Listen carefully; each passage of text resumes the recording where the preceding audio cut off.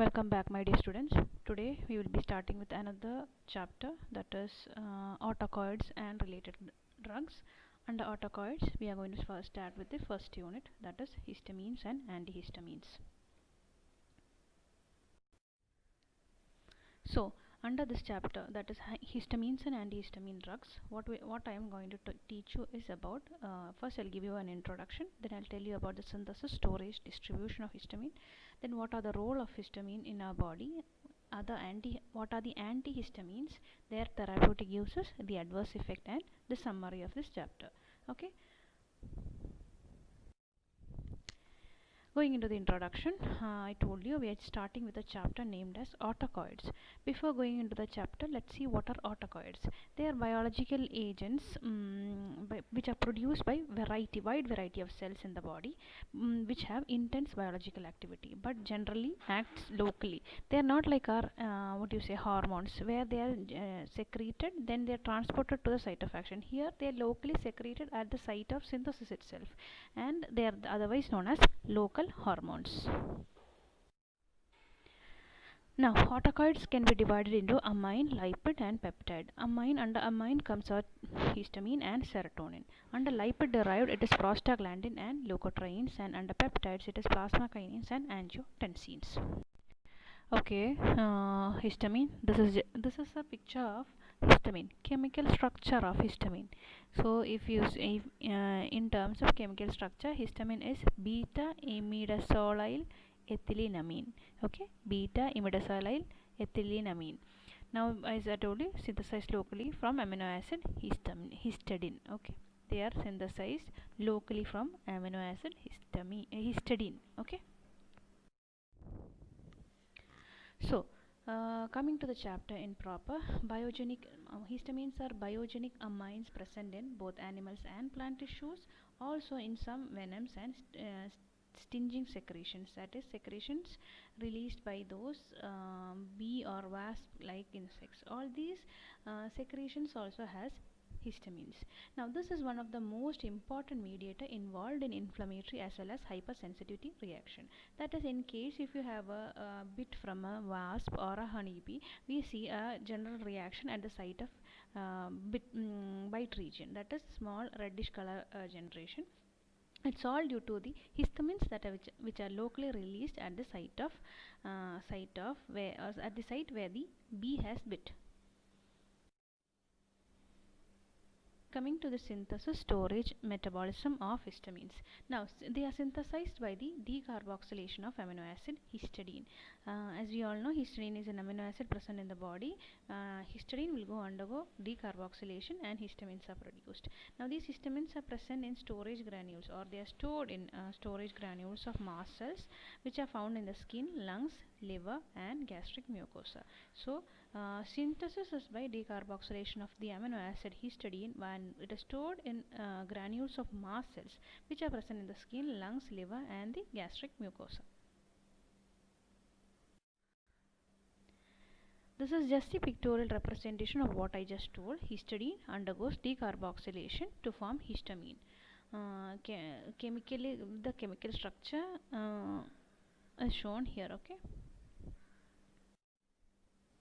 Distribution, where all it is being distributed. Now, histamines, as I told you, they are stored in the granules of mast cells. Now, what are the tissues rich in histamines? That includes the skin, gastric as well as the intestinal mucosa, lungs, liver, and the placenta.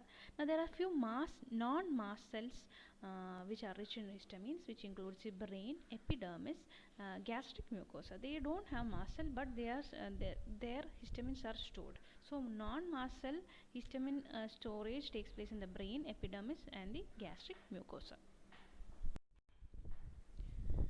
Now, storage and release of histamines. As I told you, everywhere, if there is an immunological response or immunological action, only these gets released. Okay.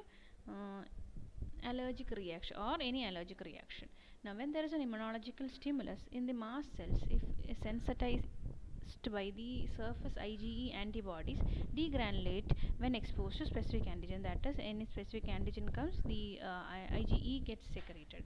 There is degranulation which is involved, which is involved in the intermediate type 1 type of allergic reaction. That is If you simply say when an allergen enters the body, histamines are released from the mast cell which undergo degranulation. Histidine undergo degranulation and they get released out of the mast cell.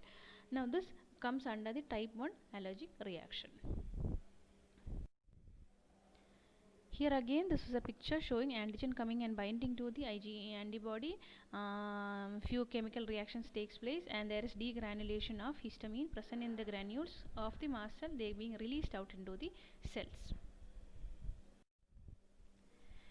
Okay, coming to our histamine receptors. Here you should know, you should have a clear-cut idea for how many receptors are present in the brain, in the body. How many receptors are there? Actually, there are three receptors: H1, H2, H3.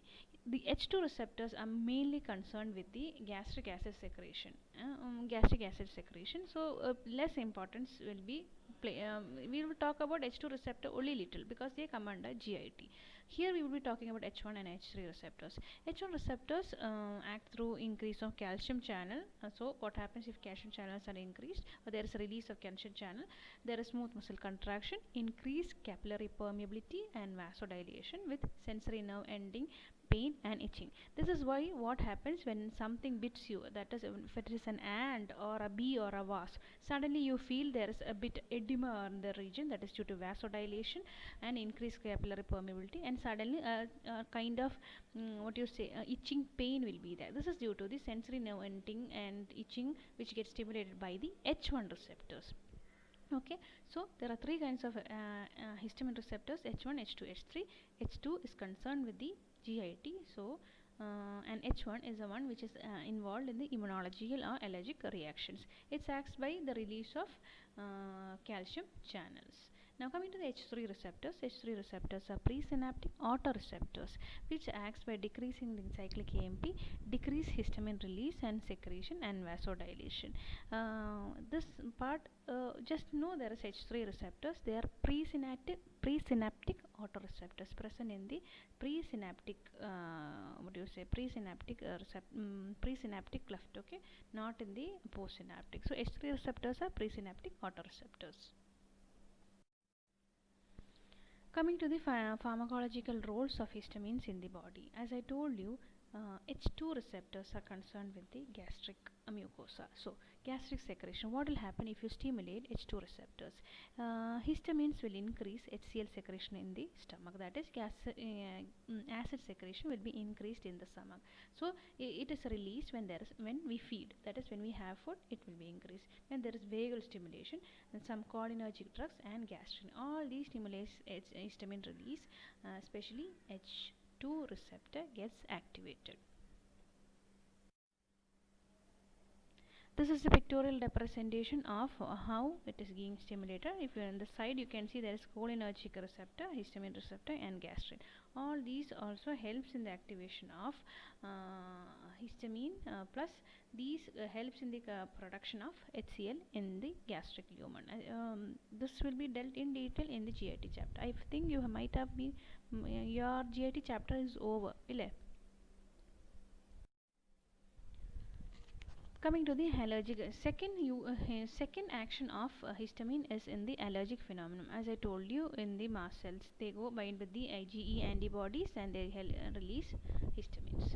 As a neurotransmitter, how it acts as a neurotransmitter? It initiates a sensation of itch and pain at the sensory nerve endings.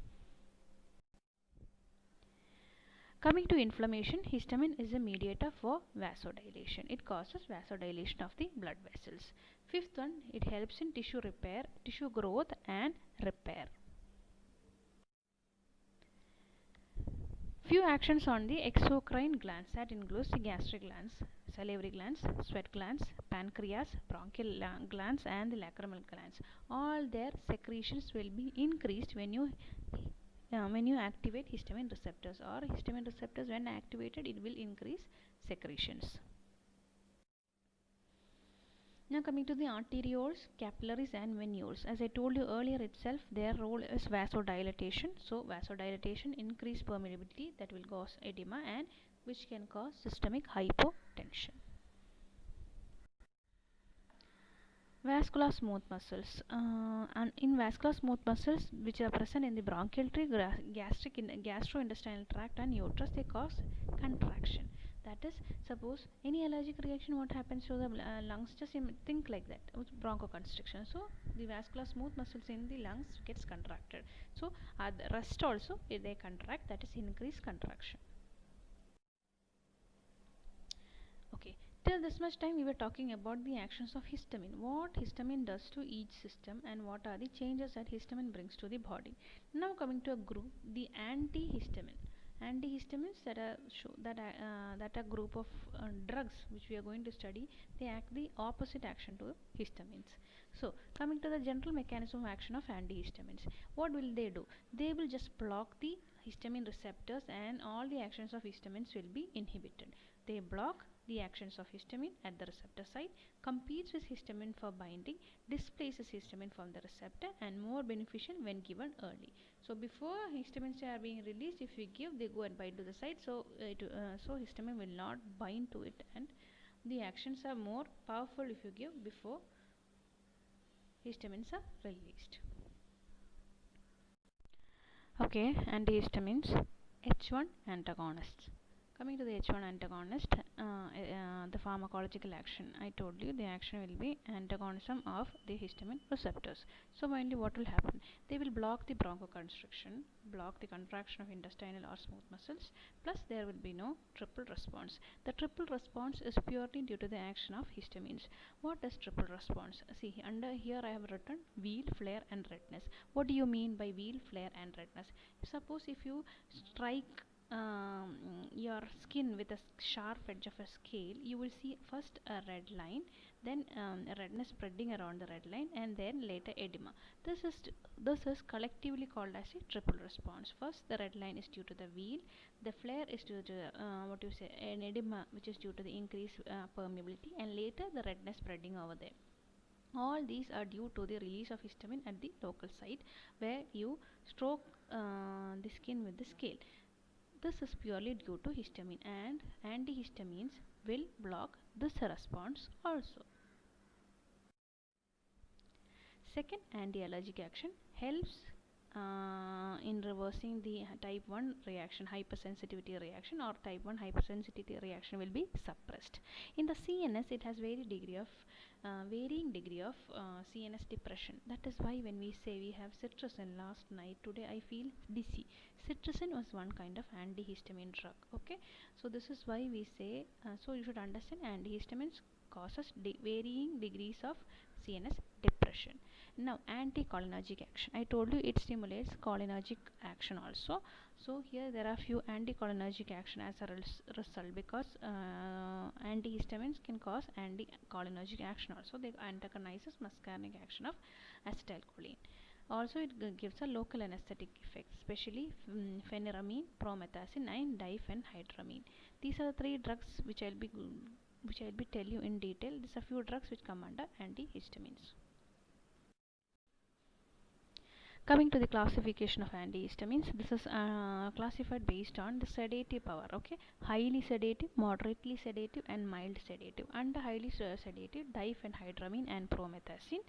Moderately, that it includes phenyramine, cyproheptadine, and cinnarizine. And finally, mild sedative, chlorpheniramine and clemastine. Please note down the names: diphenhydramine, promethazine, phenyramine, cyproheptadine, and cinnarizine.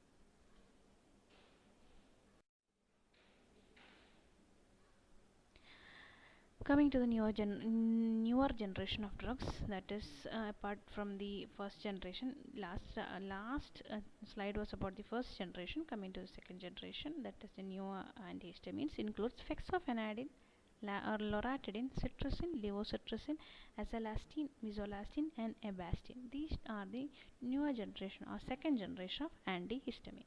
Now, one thing you should always think: why whenever there is a first generation, immediately a second generation will also be produced? Why is that? Why do we need a second generation? Any side effects of first generation will be removed, and any drawbacks present in the first generation will be clarified, and it will be brought to the second generation. So those side effects will not be present in the second generation. Coming to the antihistamines of second generation, they have absence of CNS depressant property. The first generation are more depressive, while the second generation do not have depressive action. Then higher H1 selectivity, no anticholinergic side effects. Plus, they also inhibits the late phase of allergic reaction by acting on the leukotrienes or by antiplatelet activating factor effect. So in short, what I mean is the second generation drugs are more useful than the first generation by these properties. One, lesser sedative, lesser anticholinergic action side effects, and also it helps in the late phase, inhibiting the late phase allergic reaction. Then coming to the first drug, in detail about the first drug under antihistamine is fexofenadine. I hope most of you might have had fexofenadine. The brand name, let me just fexofenadine Allegra. I hope many of you might have heard of this name. Brand name is Allegra. It is nothing but fexofenadine. Now, this was an active metabolite of terfenadine, which was withdrawn from the market due to what is it? Ventricular tachycardia, paroxysmal ventricular tachycardia, that is torsia de pointis, and also it was when given with enzyme inhibitors like erythromycin, clarithromycin, and ketoconazole, their actions were increased, and this was a bit harmful drug, so it was withdrawn from the market. Its use was allergic rhinitis, urticaria, and other skin allergies. Now, this compound, that is fexofenadine, is free of arrhythmogenic potential. Okay, the next drug under second generation is loratadine. Loratadine is another long-acting selective peripheral H1 antagonist. Now, this drug lacks CNS depressant effect. That is, as I told you, second generation drugs always lack CNS depressive effects, and it is fast-acting. They are used in urticaria and atopic dermatitis. Then coming to desloratadine. Desloratadine, another one of the active metabolites of loratadine. Here, if you see, the half the dose of desloratadine is equal to the action of loratadine. Second generation next drug, cetirizine, very commonly available. I think most of you might have had if you had a rhinitis. Now, what is cetirizine? Cetirizine is a metabolite of hydroxyzine, which has affinity for the peripheral H1 receptors. All I am telling about antihistamines includes H1 receptor blockers only. Now, they penetrate the brain poorly, so there is no sedation. Inhibits the release of histamines and of all cytotoxin mediators from the platelets as well as the eosinophils, chemotaxis during the secondary phase of allergic reaction. In short, they inhibit the allergic phase reaction. Okay. Now, the levorotatory cetirizine, that is levocetirizine, which is the R enantiomer of cetirizine, has similar property to cetirizine, plus the sedative power will be reduced. Coming to the uses of antihistamines. Antihistamines are first, in all the uses we said allergic disorders. So the first and foremost use will be against allergic disorders. Other conditions includes insect bites and IV poisoning. Abnormal dermographism is suppressed. That is, drawing pictures with the sharp edge of the scale or a knife on the skin might produce elevated writings. Now that can be suppressed with antihistamines. I mean, now blood or saline infusion induced rigor can be decreased by antihistamines. Pruritus, that is Churchill, antipruritic action, and common cold. All these can be decreased by antihistamines. These are the uses of antihistamines. Others includes vertigo, where other drugs used in vertigos include labyrinthine suppressants. Under labyrinthine suppressants comes our antihistamines, especially the first generation antihistamines with the anticholinergic actions: cinnarizine, diphenhydramine, diphenhydranate, and promethazine. These are the vestibular or labyrinthine suppressants which helps in treating vertigo. The other drugs just go through. These are used in the treatment of vertigo. Parenteral chlorperazine is the most effective drug for controlling violent vertigo and histamines. Now, suppose a patient comes to you with vertigo, we usually prescribe antihistamines, especially the first generation antihistamine. Why is this is the answer? They are labyrinthine suppressants. Okay, now rest of the uses. First one, pre-anesthetic medication, promethazine. For cough, we give diphenhydramine or promethazine. For Parkinsonism, we give promethazine, and also for acute muscle dystonia, promethazine, diphenhydramine, or hydroxyzine. These are the other uses of antihistamines. So finally, a lot of 10 uses are there for histamines. Please go through them and read. Coming to the adverse effects of antihistamines all together, that is the first generation as well as second generation. First and foremost, with the first generation includes sedation. Some sedations will be present with the second generation also. When compared with the first, it is very less. Diminished alertness and concentration, lightheadedness, all these you might have felt when if you have ever had an antihistamine in your life. Okay, motor incoordination, fatigue and tendency to fall asleep, dryness of mouth. This dryness of mouth and alteration in bowel movements are due to the anticholinergic actions, and urinary hesitancy and blurring of vision. All the last three are due to anticholinergic actions. Okay, if I say antihistamines means it should include H2 receptor antagonist also. The H2 receptor antagonists are those, in short, we say them H2 blockers, which are used in treatment of peptic ulcers. Those drugs that come under H2 receptor antagonist are cimetidine, ranitidine, famotidine, which will be dealt in the GIT chapter. Okay, with this we end the chapter, that is histamines and antihistamines. Now, please read what is triple response, which I had explained above or in my previous slides. Then you should read about the classification of antihistamines. As such a slide, ഞാൻ classification ആയിട്ടൊരു slide കാണിച്ചിട്ടില്ലായിരുന്നു, but you should classify like first generation, second generation. What are the drugs that come under first generation, which are severely sedative, moderately sedative, and mildly sedative, and under second generation, which are the non-sedative drugs. Then why second generation antihistamines are preferred over the first generation? What are the three reasons why we select the second generation?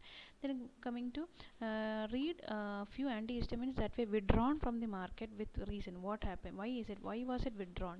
Like example, I told you. What was that? PSVT, then a paroxysmal ventricular tachycardia producing drug, I explained. What was that drug? Terfenadine. Terfenadine was one of the first generation drug, non-sedative first generation drug, which was withdrawn. So why it was withdrawn? Due to the ventricular tachycardia it produced, or torsade de pointes, like that. What are the other drugs which were withdrawn back? And also newer antihistamines in second generation, which includes ropatidine, avastin, and acylastine. So thank you.